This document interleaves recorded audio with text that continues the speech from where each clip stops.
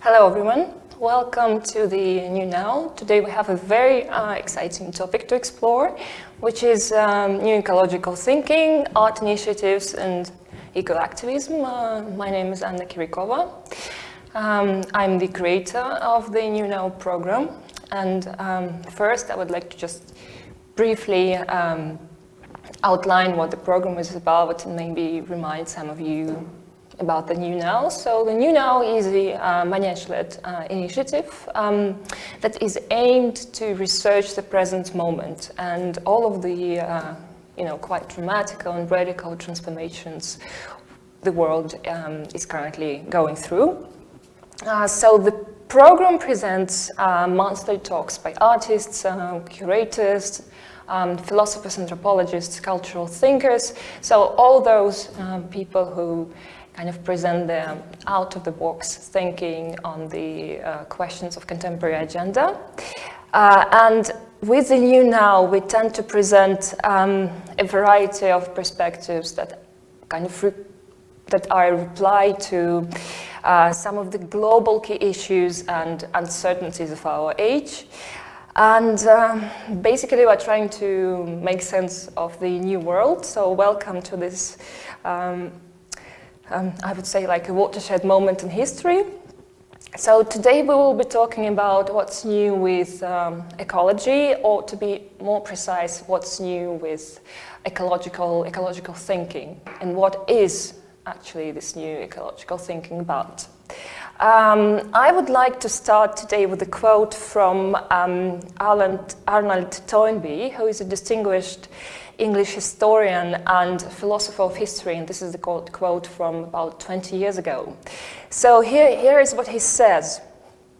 The human race's prospects of survival were considerably better when we were defenseless against tigers than they are today, when we have become defenseless against ourselves. So apparently this quote also refers to the climate crisis of today, and apparently there is something very wrong with ecology, and it is so wrong that it has become a global issue, something that we all experience around the globe. And also some researchers and thinkers argue that climate change might potentially cause an existential risk to humanity.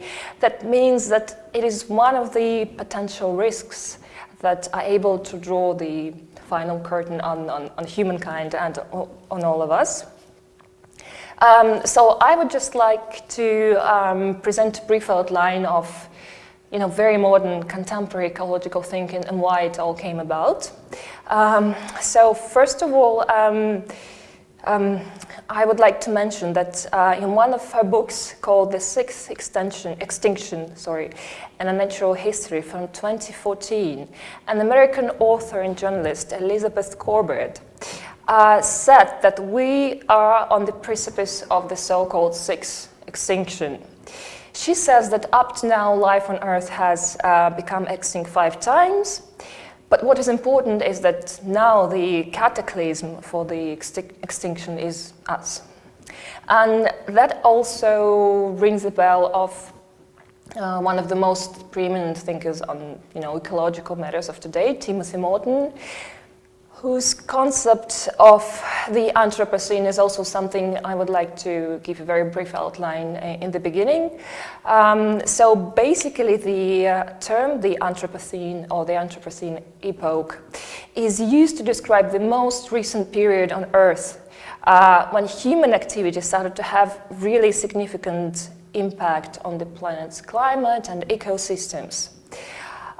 So according to Timothy Morton, and also, according to to a lot of researchers on climate change today, this era, the Anthropocene, is the moment of self-awareness for us.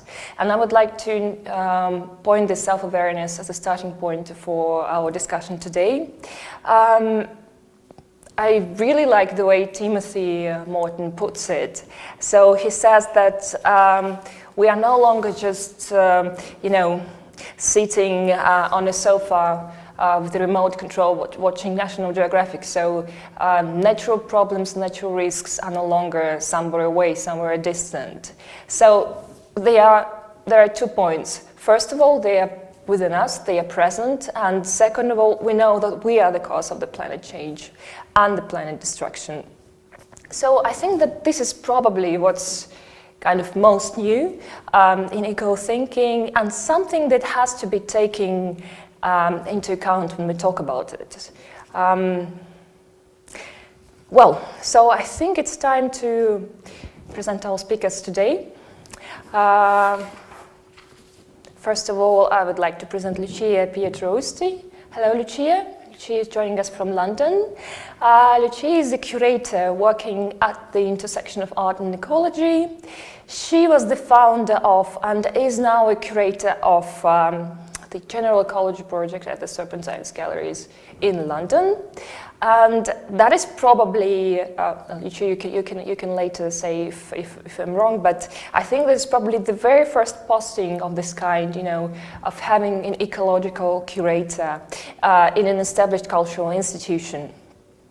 So to us it's a marker, and also, an inspiration that brings some hopes for the future. So under Lucia's curatorship, the General Ecology project presents live events, radio programs, publications, and organizes research projects. Lucia is also a curator of Back to Earth, the Serpentines' 50th anniversary program dedicated to the environment. That is ongoing, and you might probably also know Lucia as the curator of the performance opera called Sun and Sea Marina, that was initially shown at the 58th Venetian Art Biennale. And what's interesting, the show is currently on view in Moscow within the program of the New European Theatre Festival, and I know that the tickets were sold out completely. So that's a very good sign. Welcome, Lucia. How are you?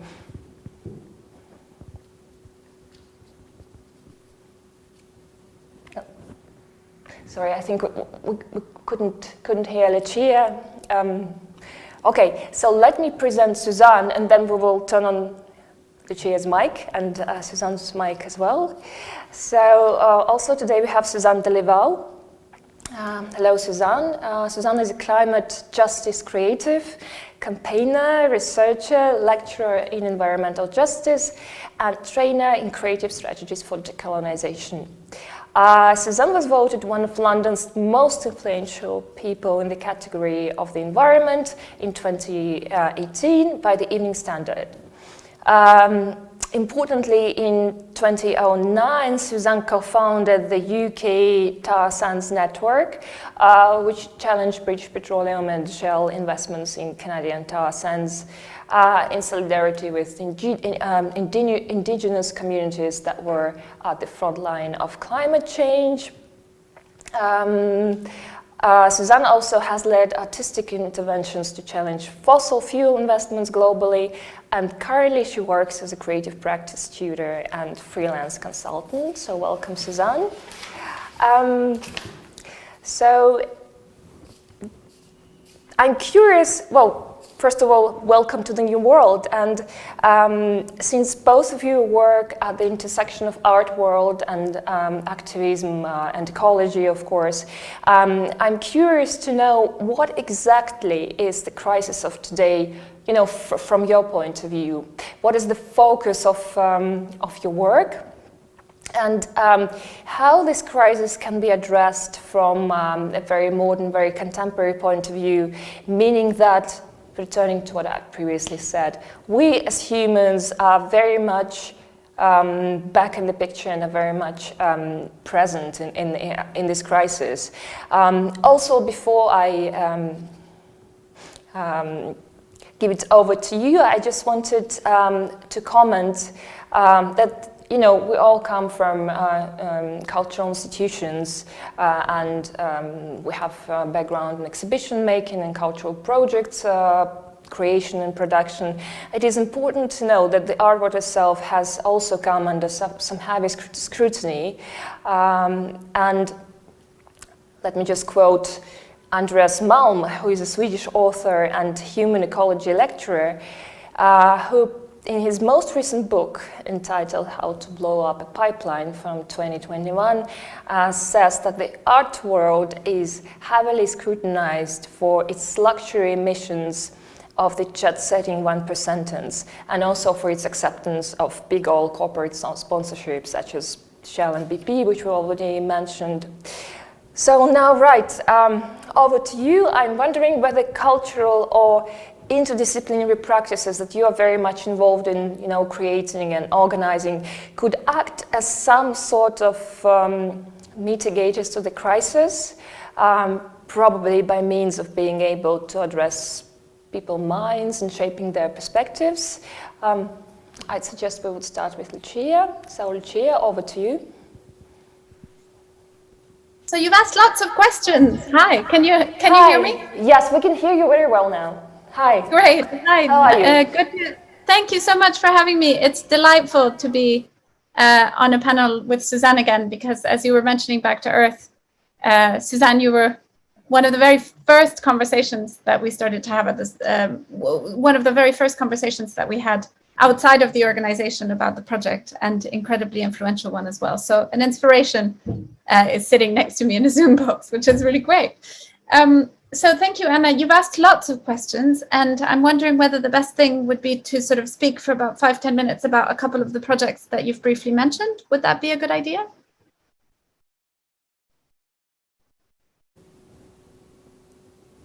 I think I might just do that.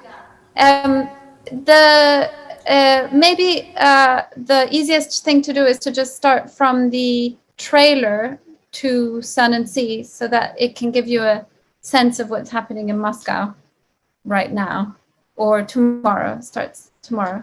Would you guys be able to play like a minute from the trailer?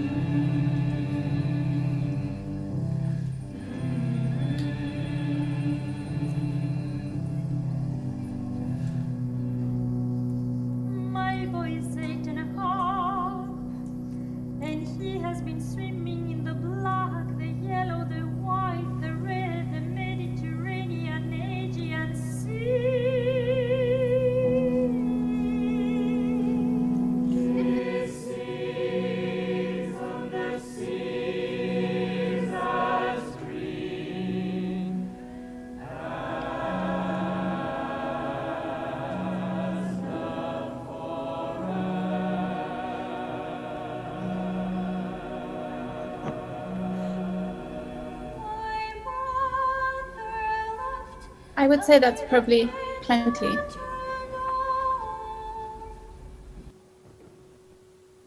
And I'm going to share my screen now. So what you've seen is, I'm sharing my screen, perfect. What you've seen is just a little bit from this opera performance called Sun and Sea Marina, which was shown, as Anna, you've mentioned, as the Lithuanian pavilion at the 58th Venice Biennale in 2019. And as you can see from this picture and from the trailer, the audience watches from above as a number of singers who are acting as vacationers on a beach think about their daily kind of lives and issues and worries and whatever. But underneath all of the songs, and particularly underneath the choral parts in which all of the singers sing together, you get a kind of undercurrent of some kind of a pre-perception or a notion of an impending, potentially climate-related or pollution-related disaster, which the sunbathers on the beach seem to kind of get a quick glimpse of and then let go. And it sort of leads us to ask a really fundamental question, which is how do we encounter really the climate? And the first and most important question of that is that the answer to that question depends entirely on who we are and where we are. Because the vacationers on that beach are very clearly not at the front line of climate breakdown, but many of the countries in the global south are. So whilst this piece was received as a piece around sort of walking blindly towards the climate apocalypse, I would say that only a part of the world is walking quite as blindly. And that over the course of the years of the tour that we've been working on Sun and Sea with, the piece really shifted in my understanding, but also in the public's understanding, as questions of climate are meeting with and encountering questions of justice, that the interpretation of the piece has really gone from a fairly kind of non-judgmental and quite emotional experience of what it feels like to not really know what to do in front of a hyper object, such as climate breakdown, to a consideration of a kind of attitude which one could sort of describe as global north or as COP26 or as whiteness or white supremacy, a kind of attitude that is witnessing a catastrophe and in some way somewhat culpably ignoring it. So just to move on from that, in 2018, so a year before Sun and Sea hit the public. In 2018, I was working at the Serpentine as a curator of public programs, and I developed a project for the Serpentine called the General Ecology Project, which would try and really kind of address head-on the question that when organizations talk about sustainability and resilience in their mission statement or in their business plans, so much more often than not, they're talking about their own sustainability and their own resilience. And how do we then shift that sense that institutions are in it to protect themselves and survive into a notion that an institution, any institution really, it was a prototype and an accident that it happened in the art environment. Well, not an accident, but we'll get to that. How could any institution kind of shift its sense of purpose and really realize that there is a much vaster stakes at play no matter what discipline one is involved in? And that in fact, dedicating oneself to environmental justice and environmental balance would probably actually create and bring a new sort of purpose, new sense of motivation and new life, breathe new life into these tired and panicking institutions that we are witnessing today across all disciplines and borders. So the General Ecology Project was really trying to kind of look at infrastructure systems, of course our carbon footprint, but much more than that, across all of the ways in which we work. We work with each other, we work with our network of art and non-art organizations, but also looking at public perception. We developed specific publics around particular strands of research, such as The Shape of a Circle in the Mind of a Fish, which looked at more than human consciousness, and really then tried to kind of leverage that public, that community that had been formed around the project to then reflect back to the organization an image of itself as one that did have a stake in the environmental, and then called upon that image to sort of call the institution to actually then engage at all the different levels. So it really looked at art, ecology, and systems and started from the outside to try and dig its way in. And these are some more images from the General Ecology Project. And what I'm trying to show is that it articulated itself across an enormous amount of mediums and formats over the years. We then got to the point of thinking about the anniversary project. The Serpentine was turning 50 in this glorious year of 2020. And we had planned an anniversary project that would invite 50 artists and cultural practitioners to propose something that was at the same time an artwork and an environmental intervention or environmental campaign. And we began with an image such as this. We were trying to map out all of these ideas that came back to us when these invitations went out on some kind of grid that would look at whether they were artworks or campaigns that would be very visible, whether they would call for audience awareness or participation, or whether they would look more at transformation. And the dots, you can imagine, are actually the projects. We then turned to something a little bit more like this. This is a multi-year project, so it's really kind of slow. We turned to something a little bit more like this. How can we think about vectors that are indicated to us by the individual projects or campaigns, follow those vectors and mold ourselves as an organization or as a curatorial team mold ourselves really to the needs and expectations, and also like success measures of each one of those artworks and initiatives. So asking questions like, how do we engage with them to best match their aims? What skills and shapes, what organizations, what knowledges, what people are we missing when we try and put ourselves underneath and around these activities? And what does success look like? And I'm saying success with some major quotation marks, because that is a sort of contentious notion in the first place. Failure might be more of what does failure look like and how to avoid it might be more of a appropriate example. And if we look at those vectors, we can think about, sorry, I haven't mentioned publics. So artworks and initiatives that really aim at public awareness, systems, ones that want to change a piece of infrastructure, policy, or curriculum, places, ones that actually dedicate themselves to actual situated places on site somewhere.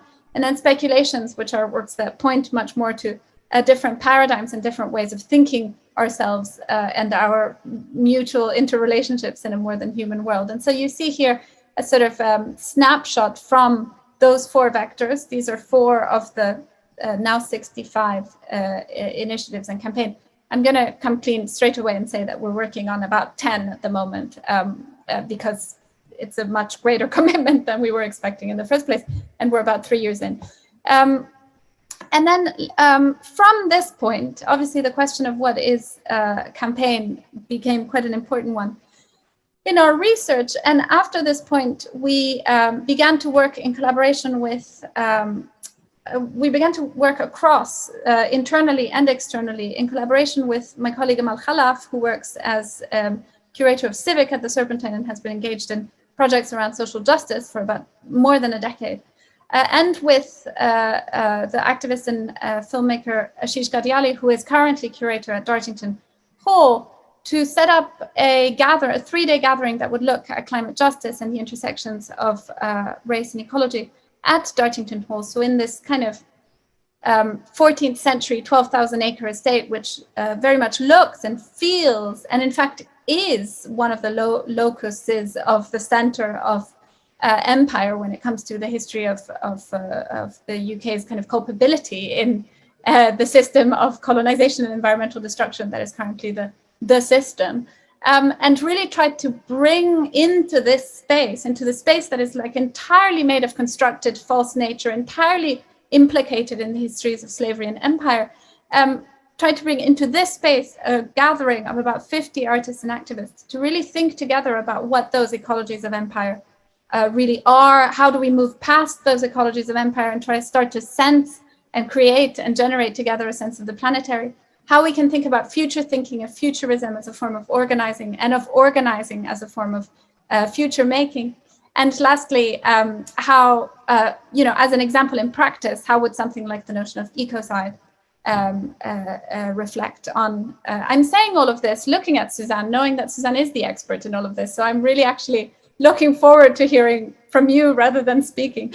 But so that was the latest thing that we've been doing, and it's a project that is very much ongoing. And I think that's probably enough. I have lots of answers to your questions, Anna, but I'm sure that we'll get to them in due course. Yes, thank you, Lucia. It's all very inspiring. So a lot of visual material. I've been following the General Ecology project and Back to Earth online. And so for all of you who would like to know more about the project, please just follow the Serpentine Galleries online. There is a lot to discover, like videos, podcasts, textual messages, all that. So, Lucia, you've mentioned, I just have a question before we talk with Suzanne.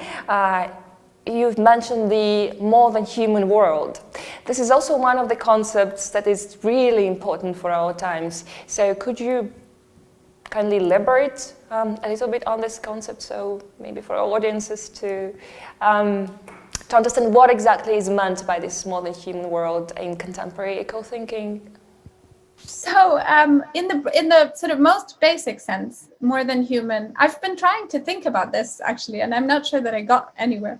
But more in the broadest terms, more than human is another term to refer to something like the human and the non-human. So any species, be they animal, mineral, geological, plant species, and human species together, thought of in a world that is an organism in which all of these species and beings do mutually constitute one another and are interdependent. There is a sort of further layer, I think, to a more than human paradigm or more than human thinking. So to the decentering of a certain kind of anthropocentrism, that is, I think, quite an interesting state. That is to say that the form of anthropocentrism that we live within today is a form that is very much influenced and inspired by the nature cultural split that happened in Western Europe during the Enlightenment. And that very split was itself, in very material sense, funded by the extraction of resources in Southern America and the enslavement of people for the extraction of those resources and the crimes against, and in fact, genocide of indigenous people. So the truth is that there is a crime of empire that funded an idea that we now exist within and are in a certain way also prisoners of. So a more than human paradigm also, I think, but this is something that is probably best discussed together, is I think another way of decentering not the human, but a very specific kind of human that is responsible for climate breakdown over sort of centuries and as we experience it today. It's not all humans. It was never the species in the first place. Yeah, right. Thank you. Thank you so much, Lucia. I really like the two words that you've mentioned that are interdisciplinary practices. This is something we are talking about, and thinking interdisciplinary, and also the ideas of decentering also our attitudes, and the relations between what's center, what is in the margins. That is something exactly that is happening now in the world that ecological researchers are trying to re-establish, reconsider. So now over to you, Suzanne. You've been very active in bringing together climate change and social justice. So you've been bringing to life campaigns protecting rights of indigenous people. That is something quite new to us in Russia. We would love to listen about it. And you've also been actively pushing forward the agenda that deals with issues like ending white supremacy in climate justice, the decolonizing eco-practices that we mentioned several times, and also paying proper attention to indigenous voices and practices, and especially those that are at the front lines of the climate crisis. So I do believe this is something relatively new. I mean, at least to me, it was something relatively new. So could you talk about the focus of your work and maybe some of your recent and ongoing projects? Yeah, sure. Hi, everyone. So yeah, I have a few visuals as well to sort of start unpacking and sharing some of this work. So I actually, you can share the screen, that'd be great. So I actually started my work about 20 plus years ago, more in the nonprofit sector at Medicine Sans Frontières, Doctors Without Borders, and looking at the intersection of Indigenous rights and extractivism, and the beginning of bringing art interventions and social media into those spaces to really think about how we can work with interventions, installation, to bring issues to different audiences outside of the usual activist nonprofit sector, and in that role, as a person of color working within the sector, you automatically get a second job, which is to deconstruct the culture of activism. And so that's where I really began to find the language and trying to think about how does each photograph that is chosen for an exhibition play into white supremacy? How does it play into addressing the long-term root causes of the crisis? And so that's just a little bit on where my background is. And then when I started to dig deeper, I started to realize that if we look at the climate crisis on a global scale, actually 80% of the biodiversity that we need to protect from extractivism is indigenous territory. So there is really no way to work on the climate crisis, to address extractivism, if we don't attend to those frontline movements. So I, work between the nonprofit sector, also direct action, shutting down petrol stations, all that fun stuff. But what I found was that there was a real lack of self-reflection within the climate movement, and that is why I actually took refuge in the Social Sculpture Institute and was really inspired by the work of Joseph Beuys. So this image is actually a megaphone, and I put it to my ear, and I actually reversed the engineering on the megaphone, so you can actually hear through the megaphone. And this was kind of to make visible the fact that, before we speak as activists, before we make interventions, there's so much research that needs to happen. Because if we think about the climate crisis, and it's interesting if we think about time and how we're thinking about the now, we didn't just arrive here, in 2018 when we had the popularization of the climate crisis. The current climate crisis is the ongoing symptoms of exactly what Lucia was mentioning, this devastating rupture of the relationship with nature. So, this is an image from Canada in the tar sands, in the boreal forest. We often hear a lot about the deforestation of the Amazon, but the boreal is actually being deforested at the second fastest rate to extract heavy oil, so tar sands oil. So, this is what we're looking at. This is the eco side, the stripping away of life, where we see on the top life, squirrels, all of the things that sustain us.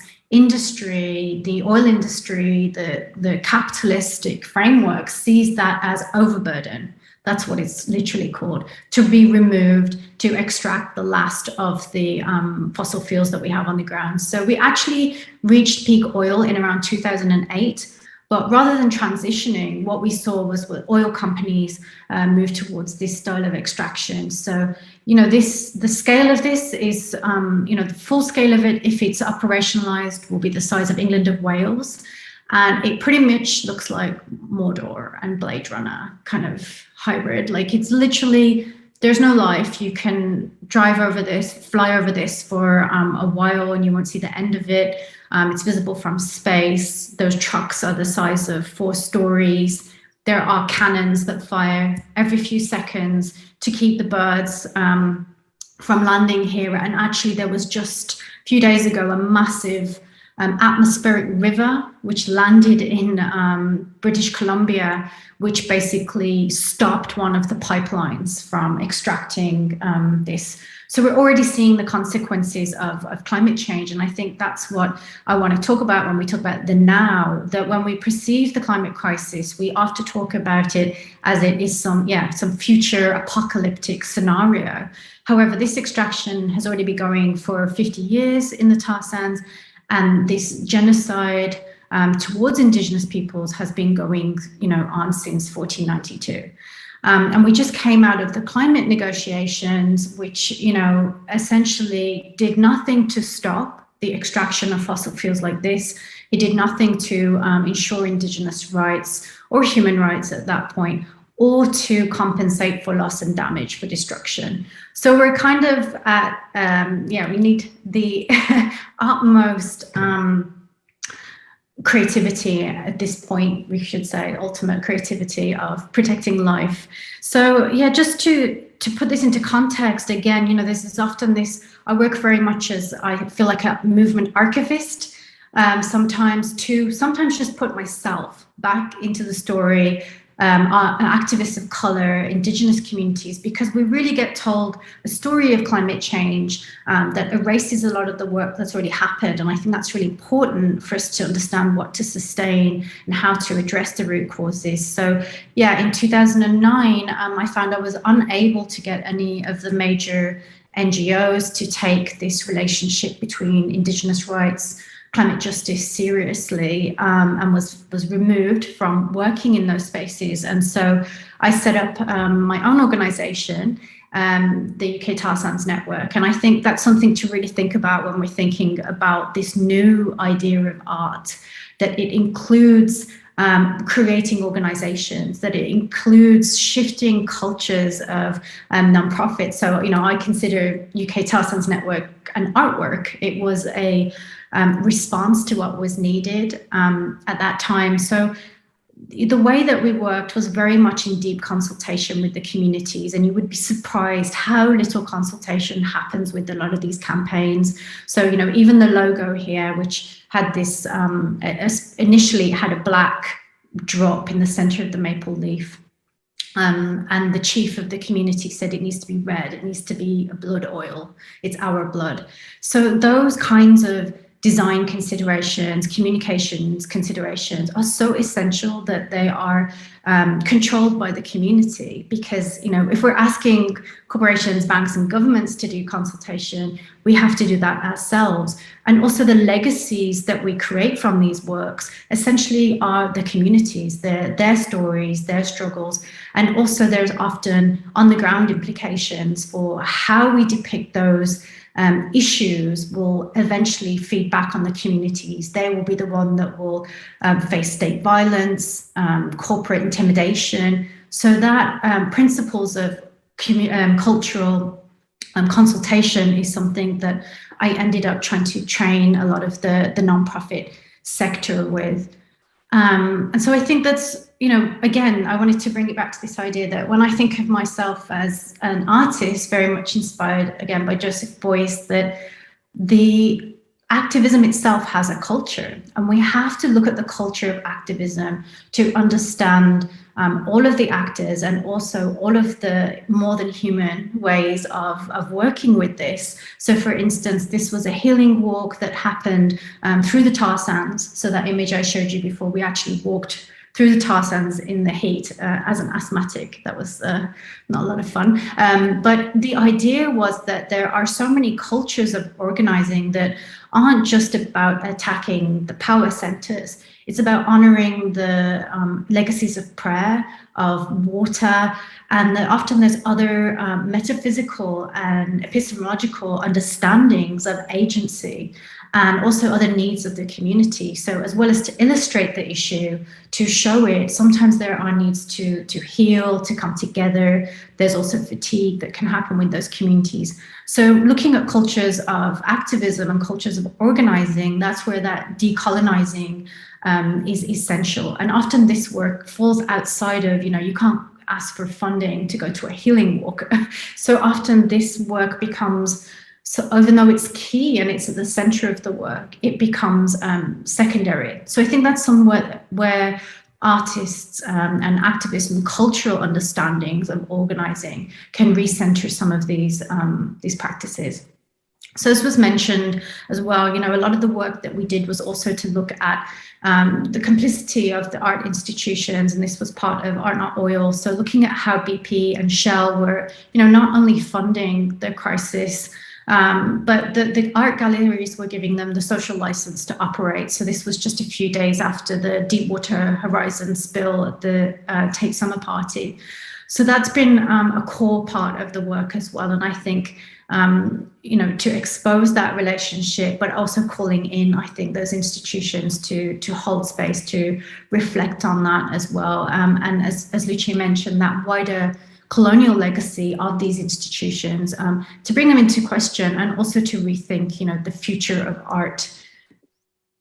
So as well as looking at the corporations, we've also been looking at the finances. So again, for me, I think a research practice and an art practice is to make visible the invisible, which is the financial tentacles that fuel this crisis, and looking at those root causes. So we've done a lot of these interventions, which are quite standard now. They've been very much co-opted by the Extinction Rebellion movements and things like that. But it was always to work a little bit with the strange, just trying to find something that was enough to get the financial reporters out. And I think for me, it was important to also not always just blatantly express the crisis, but also to bring it into question. So to raise questions about the financial capital And with the bottom action as well, we made sure that that happened in consultation with the communities at the Gulf Coast. This was after the Deepwater Horizon spill as well. And I think that's an important point, is that when we do these interventions, they do open up access to power. And what do we do with that access to power? So in this case, we were asking for compensation for a cleanup from the Gulf spill. So I think that's an important thing to think about, how these interventions and actions happen in consultation, and how they feed back to the movement. And then I'm going to race through this a little bit more because we have more time for conversation. But again, working with the strange, and a lot of this climate work is really boring, behind the scenes legislation. This was a transport legislation that I worked on for 6 years to try and get tar sands oil, not brought into Europe. And so we worked with felt artist Lucy Sparrow. She's quite a well-known felt artist.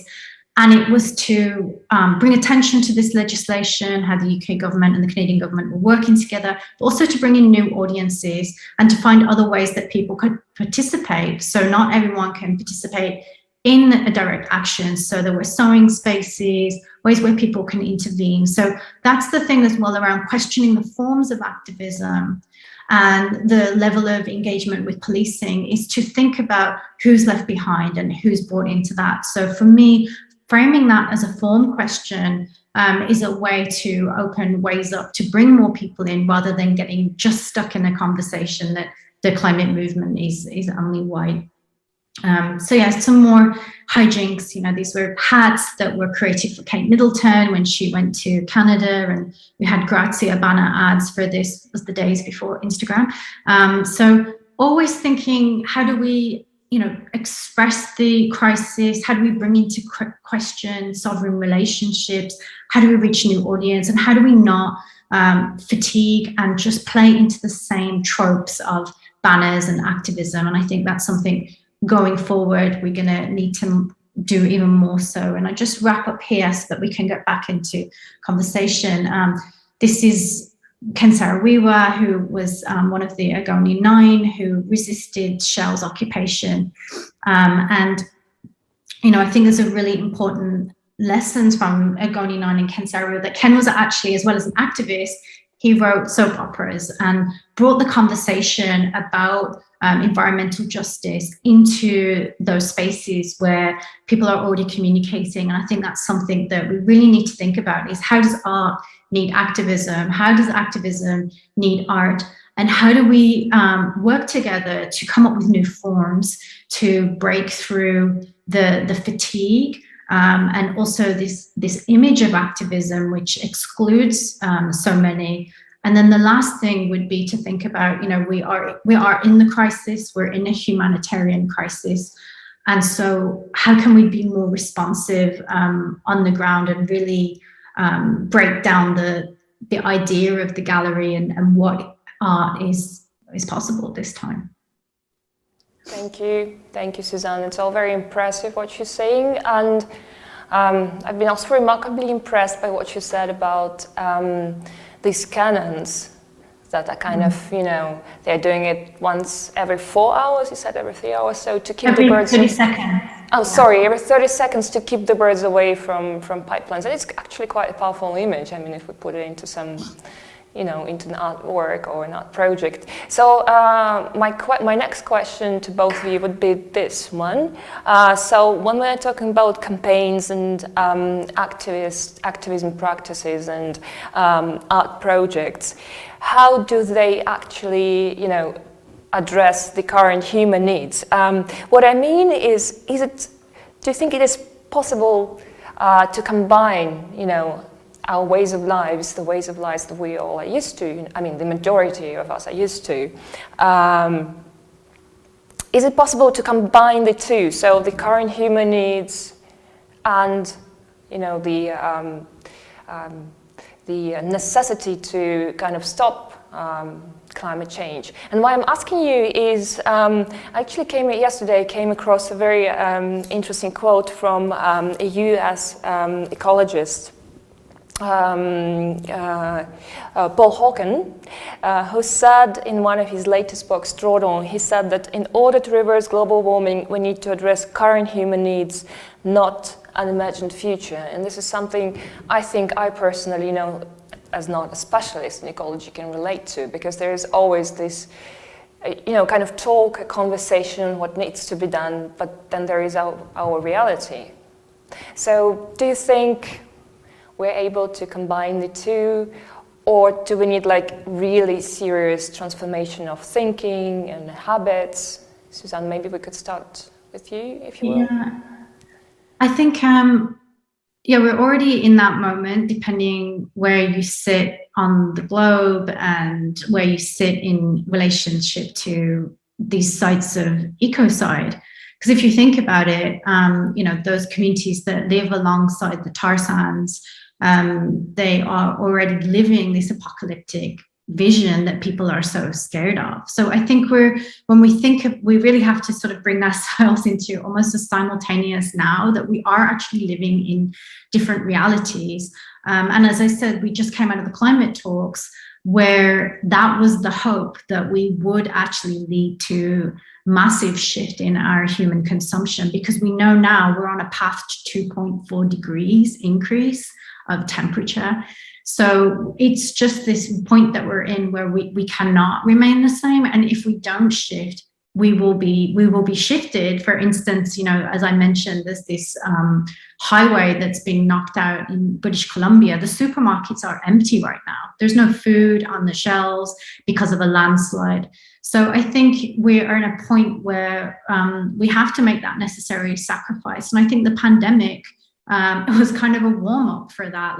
Are we willing to sacrifice in order for the collective, and who is already sacrificing? So I think we're still in that space where even if we do everything and we change our individual consumption is not enough. I think that's important too, that while we do strive to change our individual habits, unless we can see a drastic reduction of extractivism, then we can't do that. So I think that's when I say a climate renaissance, it has to be every ounce of our life is changed, and also the empathy. I think that's a big part that's missing if we don't realize that already we are facing climate famines. There are famines that are already happening.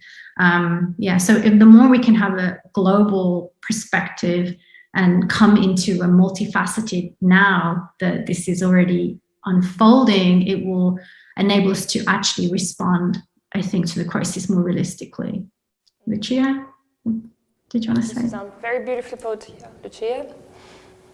I would just emphatically agree. And as you were talking, I was just sort of reminded of this kind of these words, scarcity and abundance, that seem to be flying around, and the ideologies that are underheld when we talk about a planet that has a scarcity of food or of energy or of materials, whatever it may be, as a way of justifying what is effectively distribution inequity in a world that is actually potentially abundant. So this whole idea for me of sacrificing, first of all, who is the we who is talking? And that goes back to your point, Suzanne, of who are we talking about when we say we have to sacrifice our needs in relation to some kind of global climate crisis, is a big question.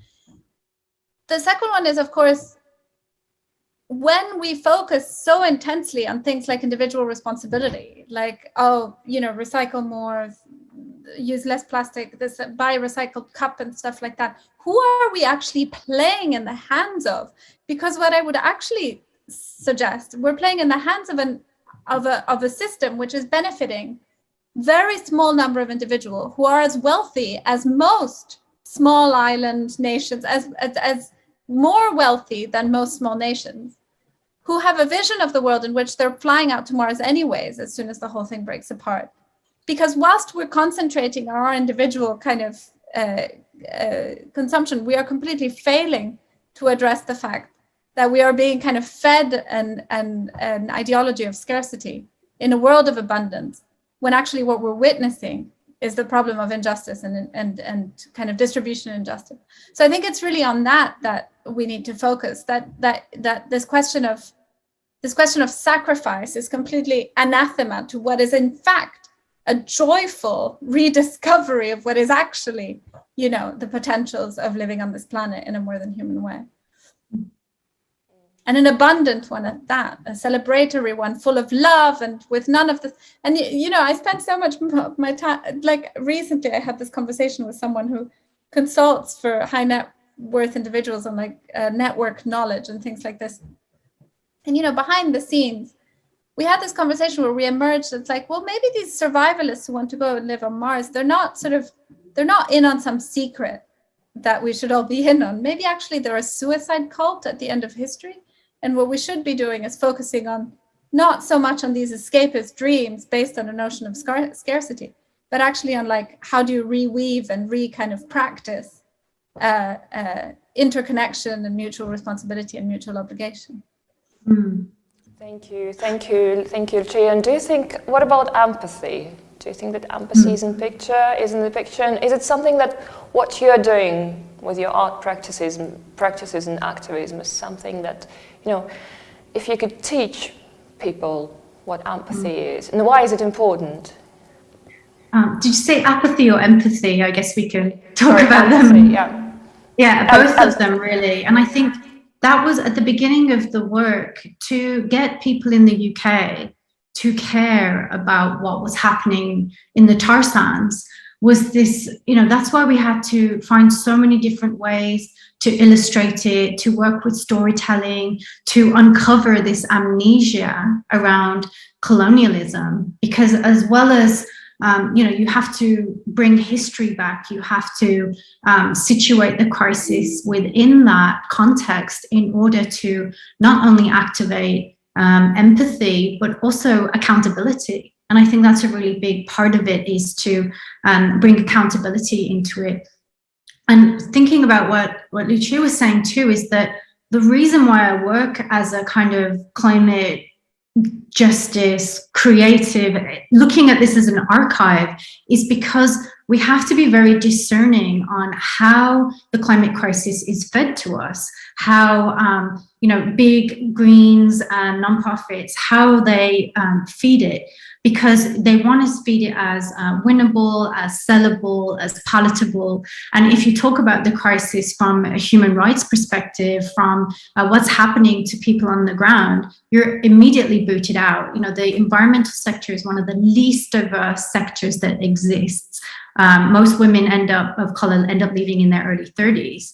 So because of this lack of empathy. So empathy is important, especially right now, in terms of what I was saying, in terms of this isn't some future crisis. We need humanitarian responses. There's been cyclones, and I've worked with artists in Bangladesh to show some of the images of what was happening. But the narrative of the climate crisis being future, that it's not happening here. We're more responsive if there's a disaster in Germany and Canada. So also who we're empathetic to, who we're activated to respond to. So that's why I don't think we have time to fully unpack and undo white supremacy before we respond. And this is why we need to radically recenter people of color, not just as the content, as the add color and stir, but that we're the conveners, the curators, the designers of interventions, so that we can center that as well. And also that the audience isn't always whiteness. Sometimes we are speaking to each other as well. And I think that's important, that artists of color are given the chance to speak to audiences that are contemporaries or between Black, Brown and Indigenous communities as well, so that we can move the conversation forward and not always trying to chase empathy of white supremacy. Lucia, is there something you would like to add on empathy?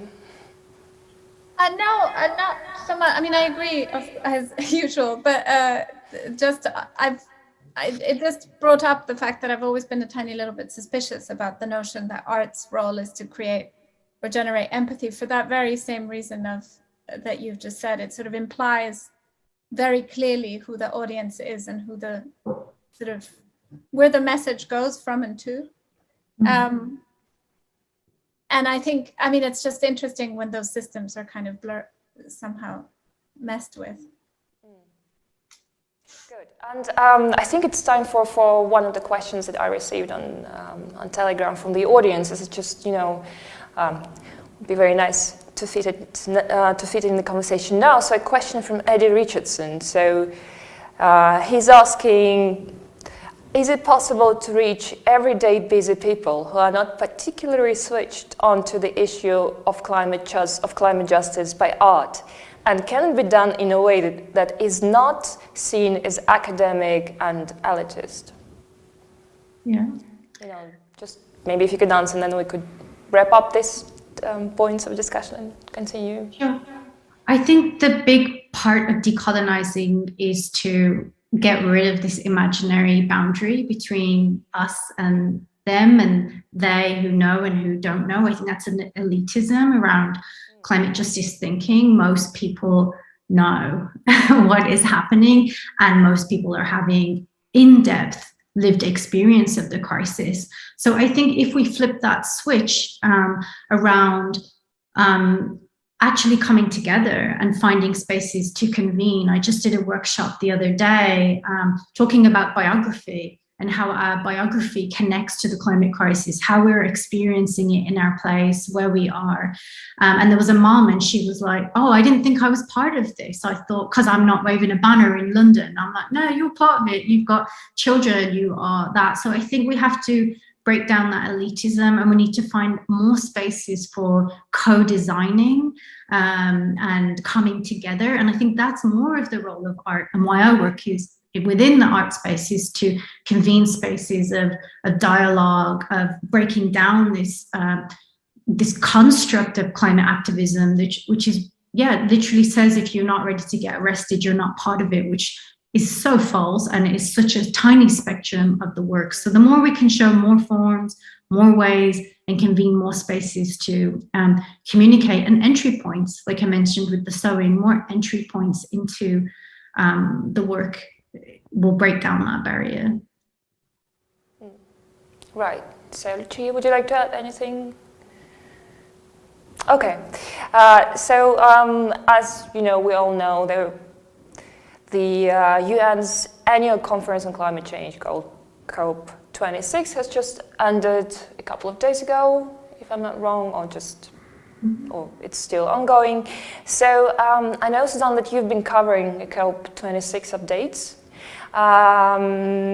So just a question about climate talk versus reality. Again, so we do understand that economy and finance, they do fuel global climate crises. That's something clear. We will not, elaborate on this anymore. But do you think that something went wrong at the COP this year? What are your impressions? I mean, both Suzanne and Lucia. Yeah. Well, I think it's really important that, we saw so many people going to the COP this year, and I don't know where they thought they were going.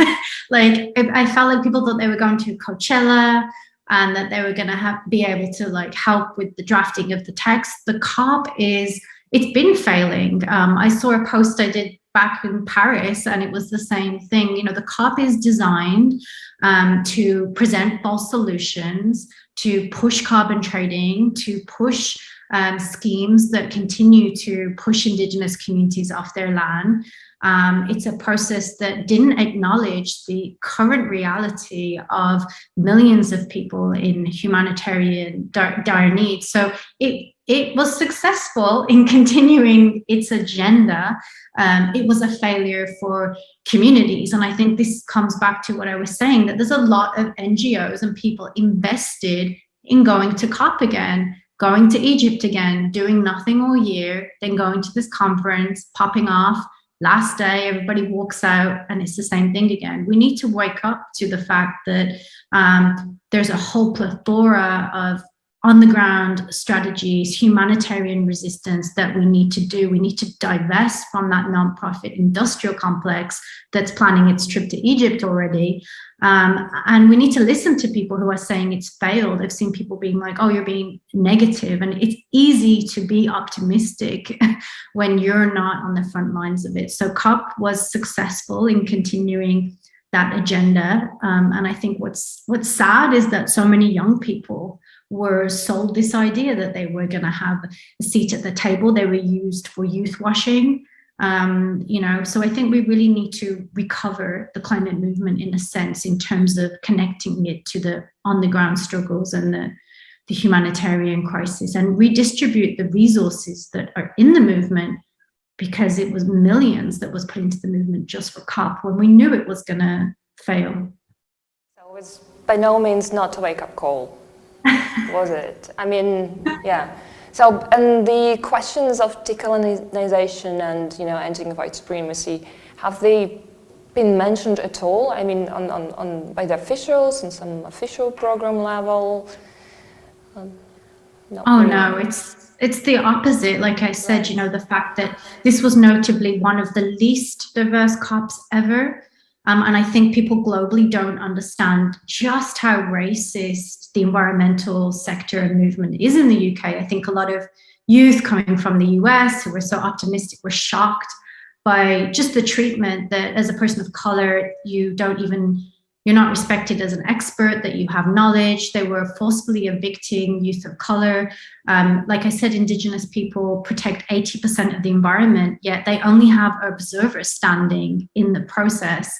And also that it's mainly MAPA communities, most impacted communities, that were vying for the loss and damage fund, which was left out of there. So it's completely, we're reliving and reinscribing colonialism into the climate solutions. I think that's what's really scary. So that's why we need art spaces to look critically, because you cannot look critically at those solutions within the climate movement. We need research spaces to unpack the strategies, and allyship as well. Allyship for those people who are trying to question those structures and build alternatives fast.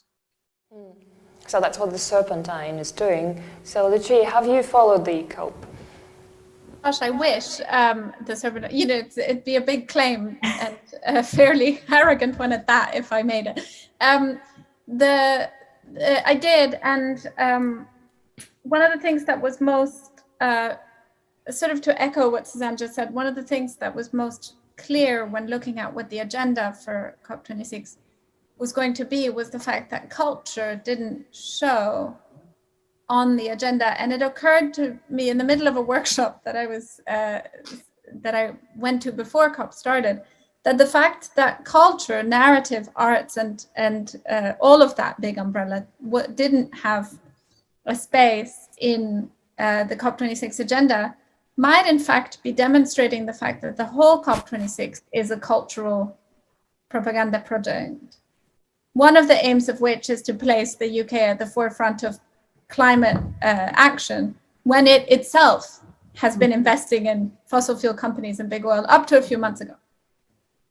So if COP26 is a narrative, is a cultural diplomacy project to make some kind of, to create some kind of a culture around what climate action is and is not happening at the moment, then cultural spaces have a stake, right? Then all of a sudden you realize that the invisible thing of culture is more important than one would give it, let's say, credit for. That it's invisible because it's everywhere. It's not invisible because it's unimportant. Mm-hmm. And similarly, I mean, the other thing that wasn't on the agenda, Suzanne, you've mentioned, it's loss and damage. It would have been the only sensible one to put on the agenda. So I would say that it didn't achieve very much at all. But if anyone is interested in hearing a really amazing talk from COP26, the president of Barbados did a fantastic intervention, which I think is worth looking at. Thanks for mentioning it. We will add this talk. I mean, it's online, right? We can find it online. We will add it to the list of supplemental materials that we have to our conversation. And shout out to my sister who actually watched all of the COP talks and told me to listen to that one specifically. Right, so let's get a little bit more optimistic if we can. So let's talk about our day-to-day actions, what actually could be done in order to transform our habits and the way we live. So I would just like to start with this quote that I like very much, again from Timothy Morton, I'm sorry. So in one of his recent interviews, they proposed that, when asked what we should do kind of now, that we're kind of now at the verge of the end of the world, Timothy says that we should put some music on, shake hands with a hedgehog and a disco. So what are your proposals? Do you have some optimistic proposals, or maybe a short to-do list for our audiences, both for cultural institutions and for individuals? Lucia, maybe we could start with you. I mean, avoid nihilism at all costs would be the first one, and the one that I would directly respond to Tim with. Nihilism is a luxury of the privileged. So to avoid nihilism and strive towards something else, something more, assuming the fact that everything that is, that as we live, we are in fact enacting what the future is going to be. So that's number one. From an institutional point of view, it's just sort of creating some porous boundaries that allow for art to become a kind of way-in or a Trojan horse, to really kind of stretch the possibility of what an institution think it can do or can support or can get involved with, is an invitation that I've been sort of invested in, whether more or less successfully, I can't say, but invested in for a while. Not too long, for a few years, and to really try and figure out how an institution that says it's dedicating itself to art can in fact sort of dedicate itself to art. And I think those are really good questions. I think a lot of kind of directors of organizations and institutions at the moment, particularly I can speak about the arts, face a moment of great sort of crisis and loss of purpose. And I think it's an actually incredibly empowering and incredibly sort of joyful thing to do, to seek and find that sense of purpose, particularly when it comes to environmental justice and environmental balance. Thanks, Lucia. Suzanne? Yeah, I think I'm actually a really positive, optimistic person, even though I talk about such heavy stuff. And I think a lot of that is through being in with what you love. Like, I love the sea, and how do you so much of decolonization is coming to place. So really coming to place, connecting to where you are, wherever you are, and coming into that relationship with nature, so that we're not always oriented towards also fighting against, but also fighting for what we love. So coming into place, finding a way to nourish yourself. And I would say holding these kind of two, it's a cliche, the local and the global. So understanding and mapping out where you are, where are all the spaces where you are, how do they connect to the ecological? Is it through your children? Is it through, checking if the recycling is actually getting recycled? So still doing those things and being connected to that place, but then zooming out as well, for where you are in your nation. What is the state of the indigenous resistance there? How can you work in allyship? What does it look like to take a stand on extractivism? I know that's a big task.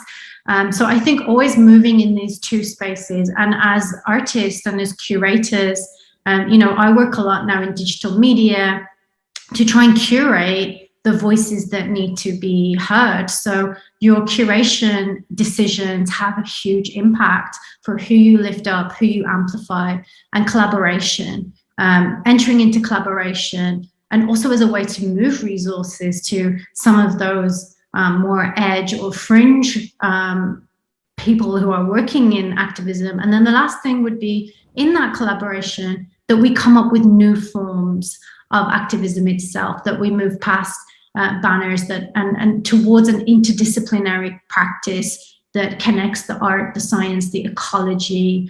So that's where we really need a renaissance. We really need to radically rethink that. And the last part would be to hold spaces like this for critical self-reflection, where we can be nihilistic, so we can go to the anti-nihilism and the joy that's after it as well. The space of philosophizing and critiquing cultures of activism is essential, so that we don't just keep nodding when the solutions aren't there. Yeah, and staying creative, I guess, is also one of the answers. I just have one question from the audience. It's from John, which fits into what we're talking about now. So John asks, is there a danger in producing very impressive and frightening artistic depictions of the catastrophe, that we end up with art as spectacle that just makes people more passive? I think that's, again, we're coming back, to this being positive or pessimistic. So the question is there any, danger if our audiences perceive, our messages as something completely pessimistic, and if they can become passive as a response to our practices? Do you want to go ahead, Lucia? Yeah, over to you. Gosh, that's a really difficult question. I think, so in general, I try to, I assume that any kind of message or gesture is putting something in the world, even when it's sort of representing it. So I try and work more with gestures and messages that bring more love, that show more kind of care, that show more imagination, than the ones that, like, sometimes I feel like some artworks that are, I mean, this is like such a bad thing to generalize across the board, because I'm going to regret it in about 10 minutes. But just like, what do you want to bring into the world, right? Do you bring in more violence, even when you're sort of, or do you, and that's not to say that bringing things to visibility isn't incredibly important. But when I'm thinking about sort of commissioning pieces of work or working with artists, I tend to kind of, just think of them as offerings more often than not. Yeah, carrying on from that, I think there's different roles. If we think about the work of Ed Bratinsky and those large photographs that started to show the scale of industrialism, I remember feeling pretty depressed after that. But at the same point, there has to be that reality, that grief. It's only through going through that grief that you can get to that moment. But at the same time, I think it can be too hyperbolic. I feel like a lot of the work of, the way Extinction Rebellion communicates the crisis is so hyperbolic, it switches people off. And I think you have to give people a pathway. So you have to, expose what's happening, then put it into a context, and also offer a way through that. You don't have to resolve it with a neat little bow. And I think, echoing what Lucia was saying, what you want to give people is a space to sit with that context, but somewhere between, grief and closing your eyes. And that's why I kind of talk about the strange and working with the strange to enough to upset and to lift you out of your ordinary, but not so that you go to numbness. And I think that's what beautiful works do, and they hold you for that space as well. And I think that's where collaboration is really great. If you can connect with people's lived experience and people who are working on it, then there's a way through that pathway of meeting the reality. And then also it's a privilege. It's a privilege to look away, but I think we also have a duty of care to the audience, exactly as Lucia said, that we don't replicate that violence, and that we open up possibilities through the works. Right. So I agree, because it doesn't always require us to move out of comfort zones. I think it's something that people would probably think of when they try to think about how would I kind of contribute to coping the climate crisis. You always think of all those transformations of your habits and of your everyday actions, everything that's required, but it's not always about that. You are absolutely right. It's about doing something, you know, you're passionate about, bringing things into the context, as you said, and staying joyful and optimistic.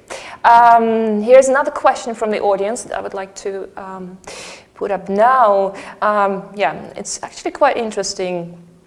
Do you know of any situations when the organizations coming from various countries or from various realities, I think what is meant here is the official organizations, so mostly not NGOs and all that, but mostly country official organizations, so that they kind of work together and collaborated in order to contribute to, to some of the positive agenda in the climate crisis. So, is there anything we could actually do so that countries could care not only about their territories and their, economical interests? I think that would be the most important for them. But the question is, how do we make them understand how interconnected we are, so that everyone works together? So, since the COP26 kind of failed, can you give us any examples of, positive collaborative efforts? Yeah, UK Tarson's network was actually it is a network which spanned across bigger NGOs, MEPs, artists, activists, frontline communities, and I think that's what is essential. We don't have a silver bullet for this. We've never faced a climate crisis and a pandemic and rising fascism at the same time. So we need to work in coalitions, and I think working across sectors is when it's most useful. And that's why we were able to have what it's called an inside-outside strategy. And even at the COP, that's what was happening. There were inside tracks where you are negotiating and you're doing everything to push that agenda. And on the outside, then you're bringing the social justice message, you're illustrating. So I think that's something that we worked really closely on, is that if you can work in umbrellas of people who share the same values and the same goals, but you allow for a diversity of tactics and mutual respect, I think that's what's most effective, because we all have a different skill set, a different audience, a different way of communicating. So if we can keep that diversity and mutual respect, but we work in those other ways, I think that's a way of working that I can think moves forward. And even within the COP as well, people will still need to go to Egypt. We still need to do those things. And I think that's why the art gallery specifically can hold that interdisciplinary approach. And that's when I say new forms, I really think of new ways of collaborating like that, so that we can be in that interdisciplinary space. Right. Collaboration is the key. We all know that now. Lucia, would you like to add something?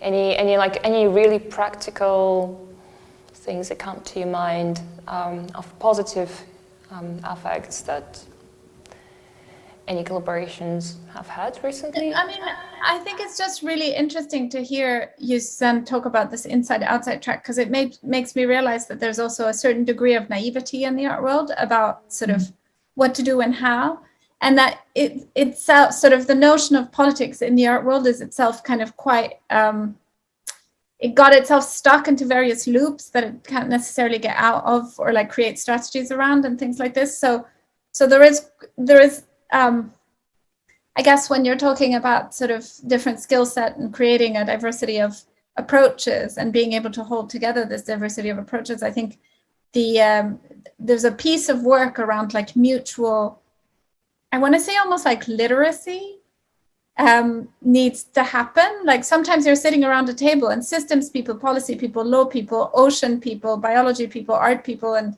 activism people are speaking like radically different languages, and as though they were different idioms, like actual idioms. So one of the things that like just echoing, this is just an immediate reaction to what you just said. I'm just realizing that one of the works that the cultural sector can do, both on itself, but also as an offering to an interdisciplinary field is to really work on this idea of like mutual literacy, sharing skills, and doing, you know, kind of convening those spaces where those things can happen to begin with.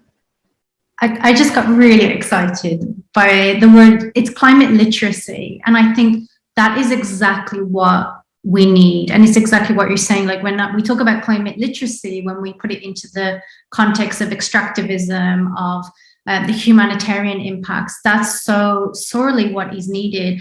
And for people to even understand that they're working within a framework, because people become very, this is the framework, and that's the role of, you know, philosophy that we need from cultural organizations and spaces to even understand that we're coming with an agenda. So I think just want to echo that the space for ramping up climate literacy, for understanding and respecting the different frameworks. And that's part of decolonization. You know, as Lucia mentioned, there wasn't any space for the culture sector or traditional ecological knowledge. And traditional ecological knowledge is acknowledged as one of the key ways that we're going to address the crisis. So I think that would be a space where traditional ecological knowledge and the culture sector could perhaps work together to try and show other knowledge systems, other ways of working beyond just the hyper scientific model which got us into this crisis at the moment. I think, you know, we can't get out of this crisis with the mindset that created it. So, is there actually such a thing as climate renaissance? I mean, we're being quite optimistic towards the end of our conversation. So interdisciplinarity, collaboration, decentralizing, the creation of the new mindset. So can we say that climate renaissance is ongoing? So if you could please share your final remarks, and I hope they will be rather optimistic. Lucia? Can we start with you? I honestly asked Suzanne what you Suzanne meant by climate renaissance in our very first conversation. So I think that the first answer should be you. Okay. I don't remember what I said there, but at the moment, you know, I really lean into this idea of I'm a child of a polymath, and I really lean into that in myself, and that's why I shifted from activism more towards art, because, you know, I was, as well as shutting down refineries, I was also reshifting the insurance industry to stop underwriting coal. So we ourselves have to become that renaissance. We have to do deep, deep research. All of this comes back to research, that megaphone, what is actually needed. So doing that research, getting close, listening, and then being open to what we're being asked to be, the spaces we're being asked to intervene on, and being that unexpectedness. I never expected half of the things that I would do. So when we talk about Renaissance, we talk about, you know, reconnecting, coming back into the chain of beings, of reconnecting to the land, the soil, of empathizing, putting ourselves into the context of history, and then being open to be in service and to be interdisciplinary, to do things we've never done before, be open to inspiration. And all of that takes a deep amount of humility before the elements, before the communities, and before the unknown. Beautifully put, Chia. So, climate renaissance starts with ourselves, within ourselves.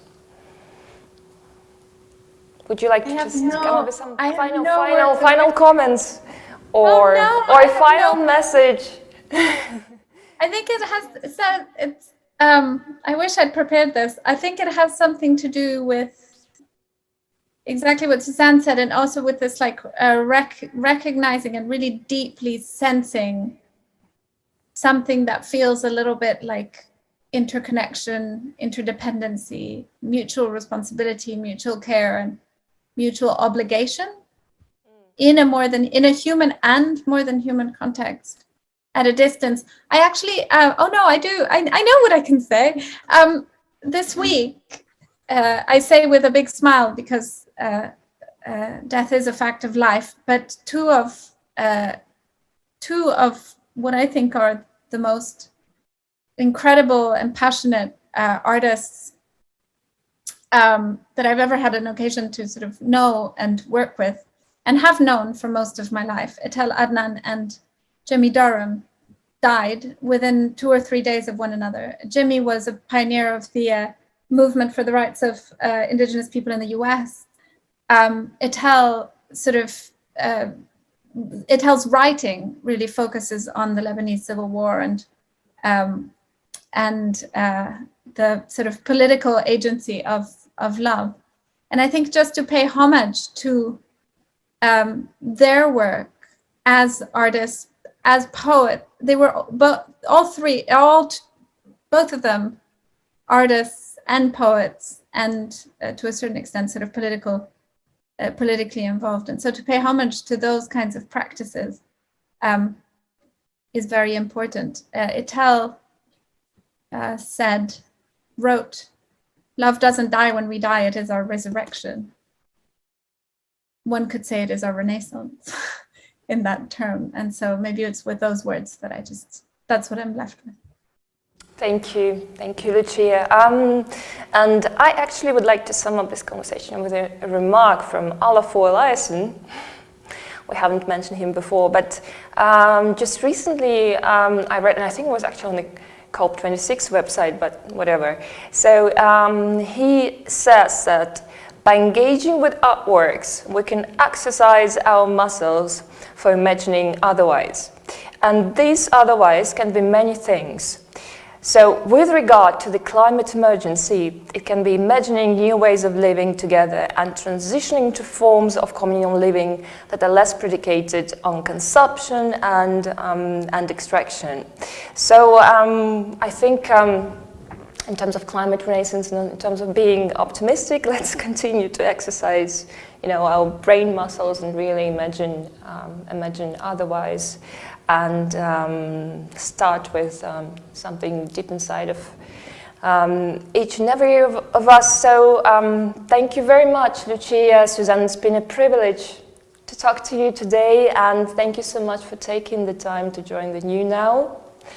I wish you all the best for your future endeavors, and let's not forget that collaboration is something that is the key. So we at Magnet are always open to collaborative efforts, but let's discuss this one day soon when you come to visit Russia and when I come to London. So thank you very much once again.